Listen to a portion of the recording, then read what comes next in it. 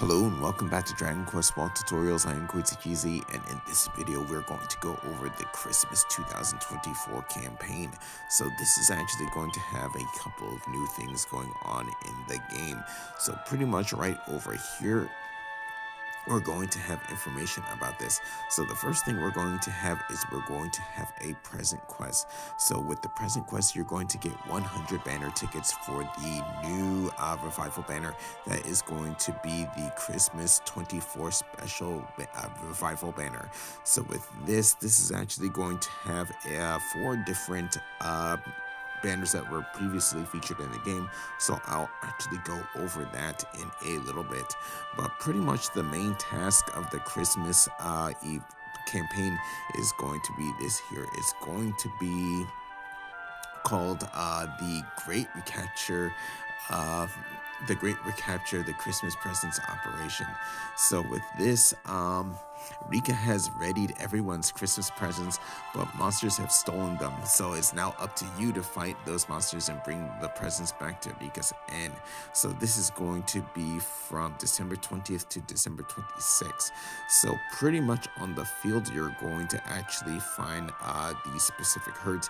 These are going to be the present thief herds.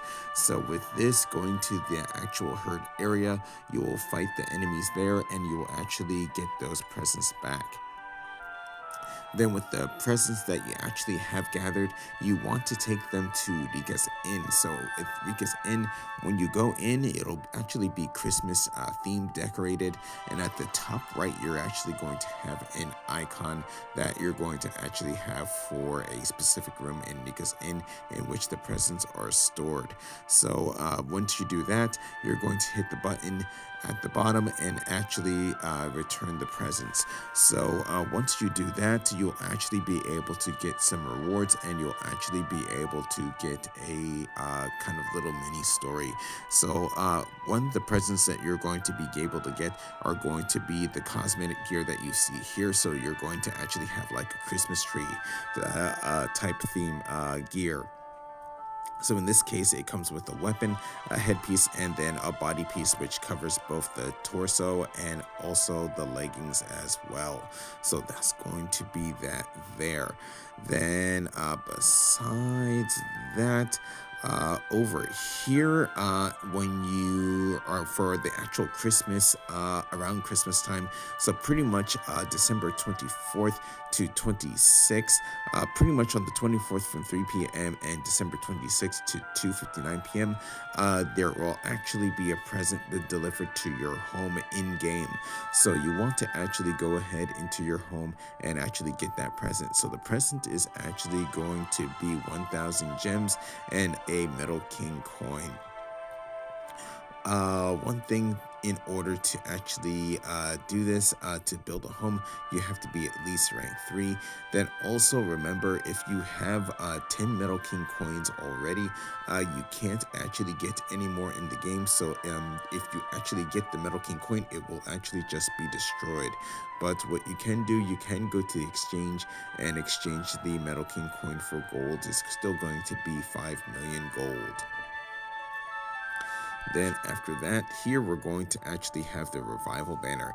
So with the revival banner, this is actually going to be, like I mentioned before, the Christmas 24 special revival banner.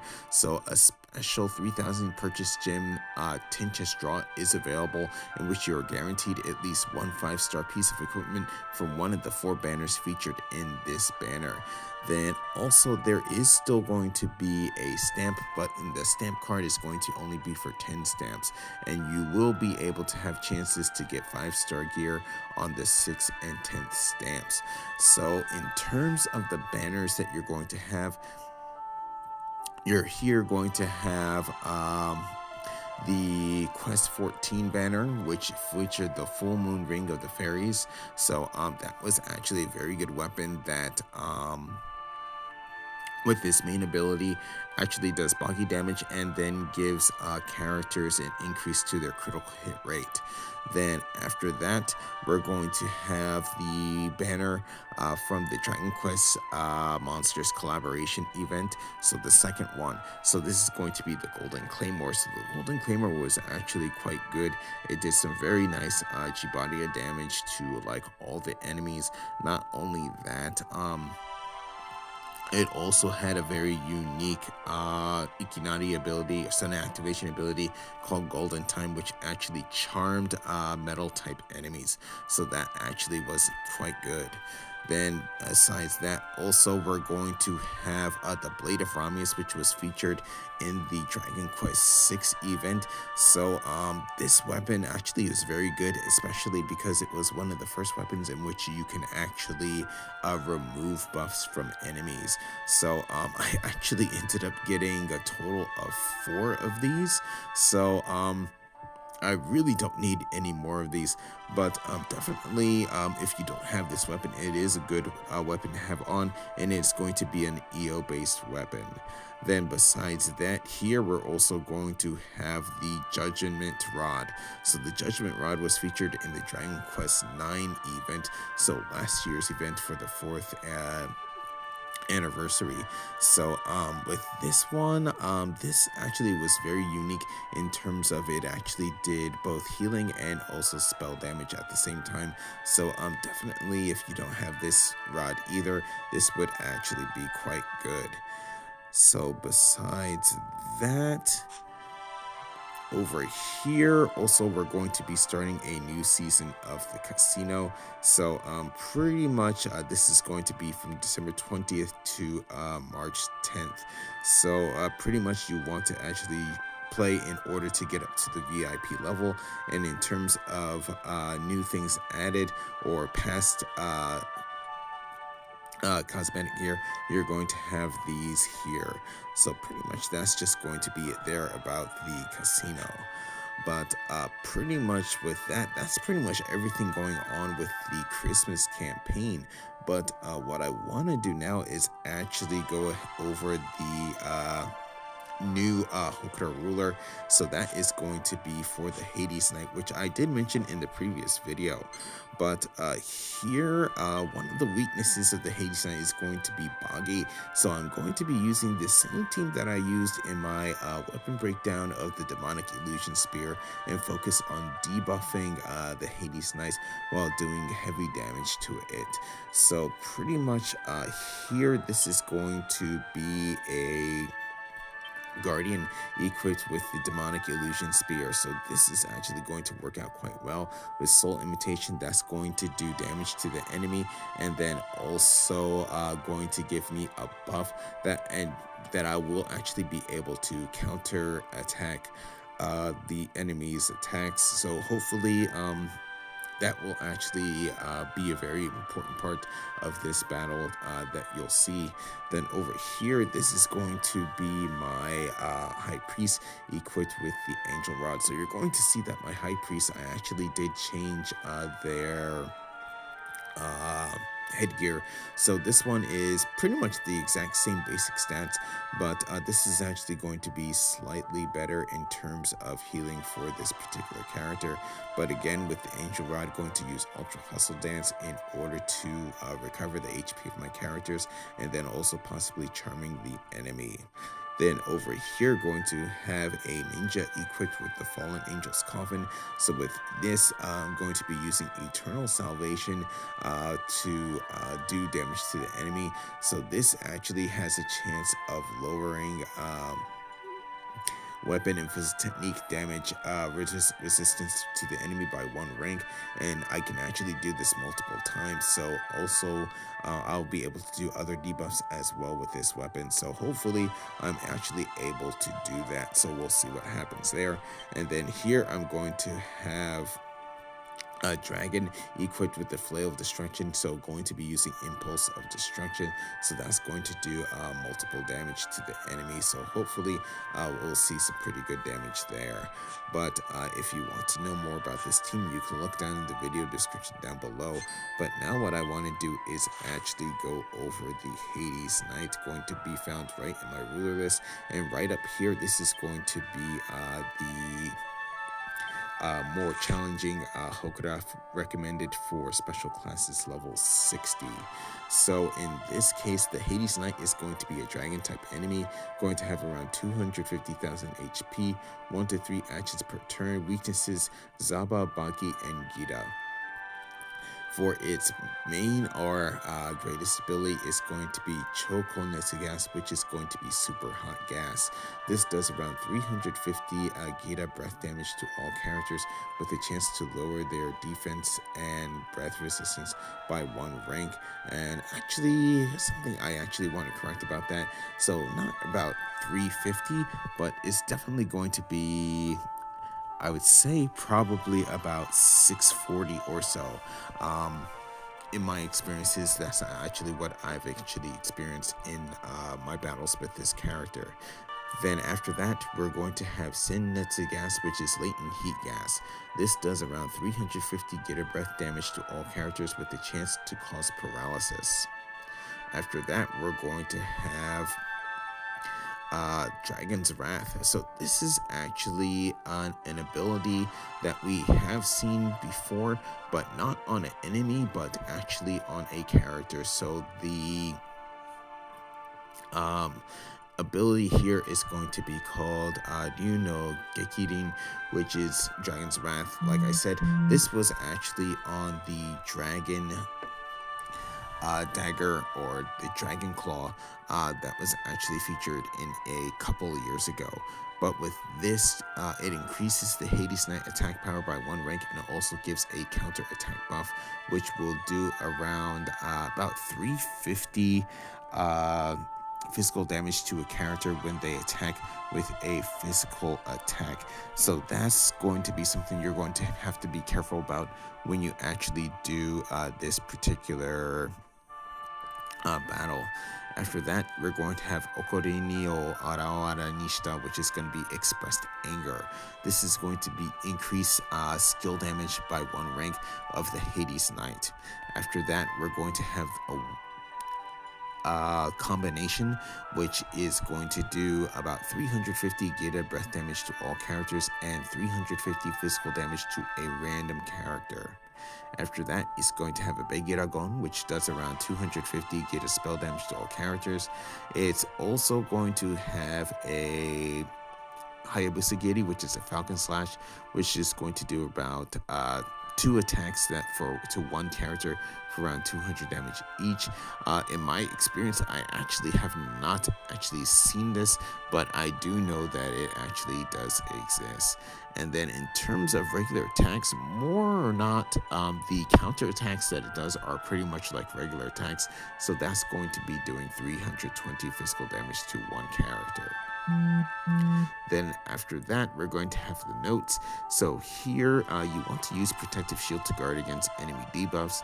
You want to be careful of physical counterattacks due to Dragon's Wrath. You want to use Fubaha to protect the party against breath attacks, and equip gear, souls, and soul pearls that give you increased damage or resistance to dragon-type enemies. So yeah, with this, this should be somewhat straightforward. Definitely, I probably might be using Fubaha to lower my breath damage resistance. So definitely you're going to see this could take a little bit longer than other Hokora, but this should actually be pretty straightforward. So with that said, here we go. Okay, so here we go with this battle. So here first my ninja's going to go. So here going to go ahead use Fubaha. Increase my breath resistance. Here what I'll do with my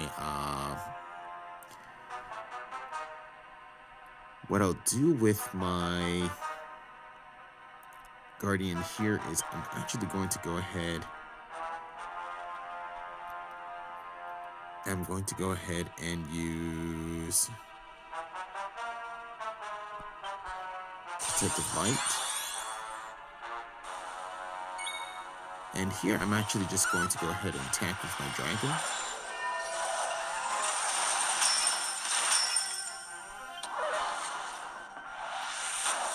So in this case, that's going to be Dragon's Wrath. That was combination. So it did less damage thanks to Fubaha. And there, got charmed, so nice. So what I'm probably going to do is still going to go ahead and buff. So in here, there goes the Hades Knight's turn. So here what I'll do is I'll just go ahead and attack.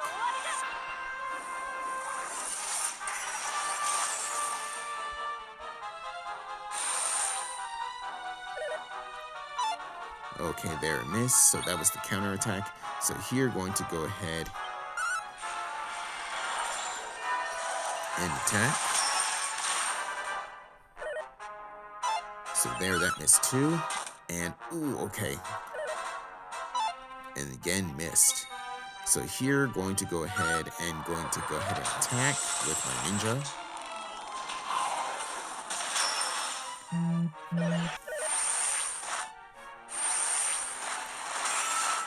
Okay, good. So that was actually some pretty nice damage.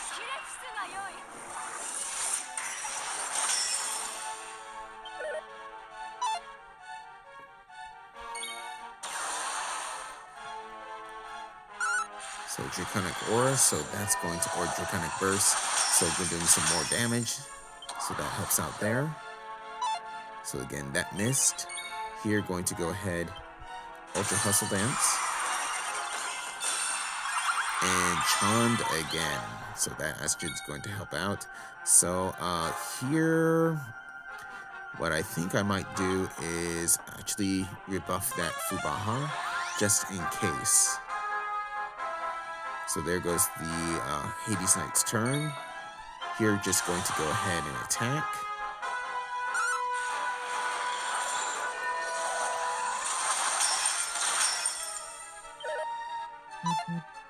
And again, a miss. Here, going to go ahead and attack. So Imitation.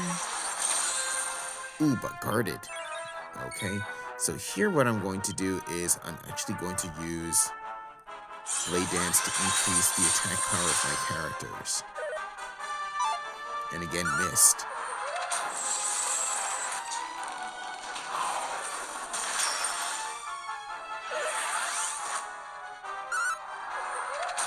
Here, Clone Technique, and there the counterattack actually did hit. But there, Hades Knight is down. Okay, so the Hades Knight Hokora is going to be worth 27,090 XP.